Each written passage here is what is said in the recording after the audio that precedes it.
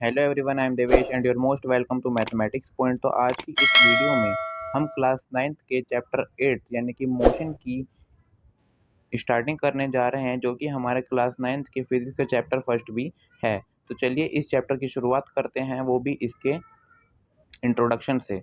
तो जैसा कि इंट्रोडक्शन में इसमें बताया गया है, in everyday life we see some object at rest and other in motion. अगर आप इस इंट्रोडक्शन को पढ़ेंगे तो आपको मोशन की बारे में पता चलेगा और आपको अब आगे पढ़ने के लिए भी आपको मोटिव मिलेगा। तो जैसे कि इसमें बताया गया है, in everyday life we see some object at rest and other in motion. हम एवरीडे की लाइफ में, हर दिन की लाइफ में देखते हैं कि कुछ हमारे ऑब्जेक्ट रेस्ट में है, कुछ हमारी ऑब्जेक्ट मोशन में है। जैसे कि bird fly, fish swims, blood flow through veins and arteries and car moves.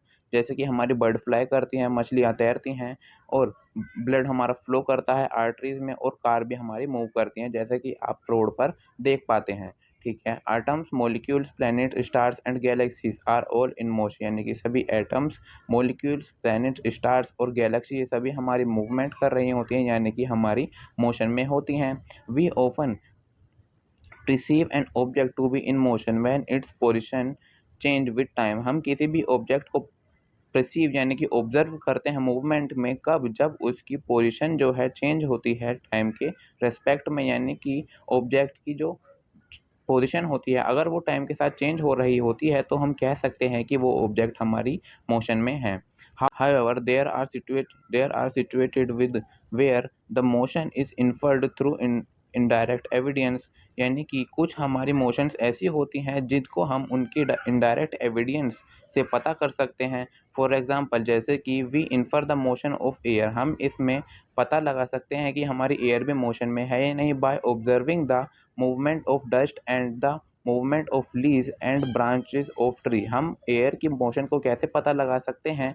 Dust के उड़ने से, मूवमेंट ऑफ डस्ट यानी कि धूल मिट्टी के उड़ने से, मूवमेंट ऑफ लीव्स पत्तियों के हिलने से, एंड ब्रांचेज ऑफ ट्रीज यानी कि पेड़ की टहनियों के हिलने से हम पता कर सकते हैं कि हमारी हवा चल रही है, यानी कि हमारी हवा जो है मोशन में है।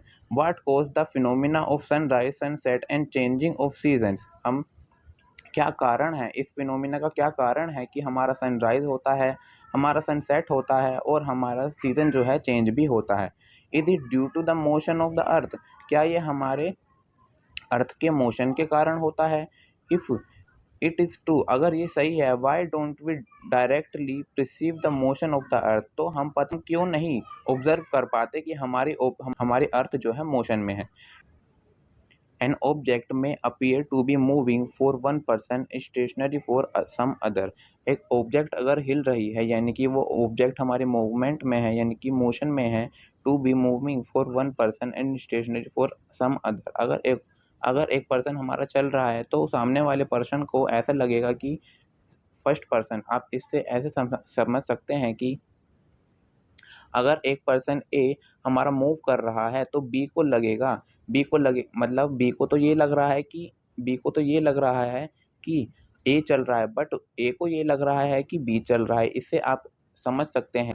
For the passenger in moving bus the road side trees appear to be moving backward. यानी कि उसको, जो सड़क पर पेड़ पौधे होते हैं, उसे लगता है कि पेड़ पौधे उसके पीछे की साइड चल रहे हैं, बट ऐसा नहीं है, क्योंकि पेड़ पौधे तो अपनी एक पोजीशन पर रेस्ट है, यानी बट हम a person standing on the road side perceive the bus along with the passenger as moving.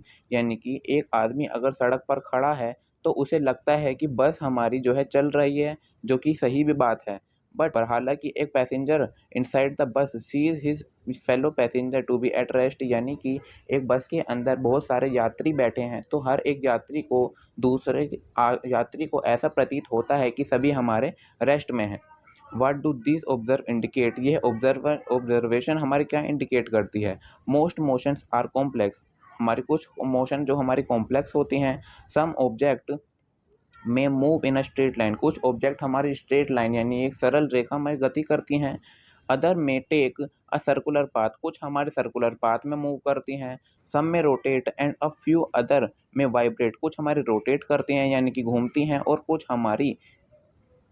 कुछ हमारी वाइब्रेट करती हैं। There may be situated involving a combination of these। In this chapter we shall first learn to describe the motion of object along a straight line. इस chapter में हम पढ़ेंगे कि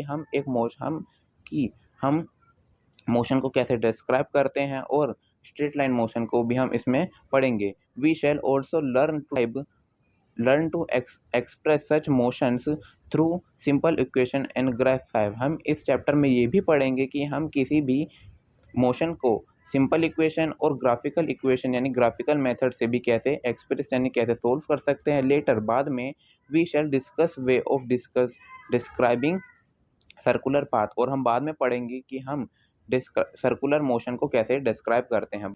तो आज तक की इस वीडियो में मैंने आपको इसका बस इंट्रोडक्शन ही पढ़ाया है। नेक्स्ट जो हमारा लेक्चर आएगा उसमें मैं आपको डिस्क्राइबिंग मोशन यानी कि फर्स्ट टॉपिक बताऊंगा। अगर आपको ये वीडियो अच्छी लगे तो प्लीज़ हमारे चैनल को लाइक कीजिए, सब्सक्राइब कीजिए और बेल आइकन को प्रेस कर दीजिए। Thank you for watching my video.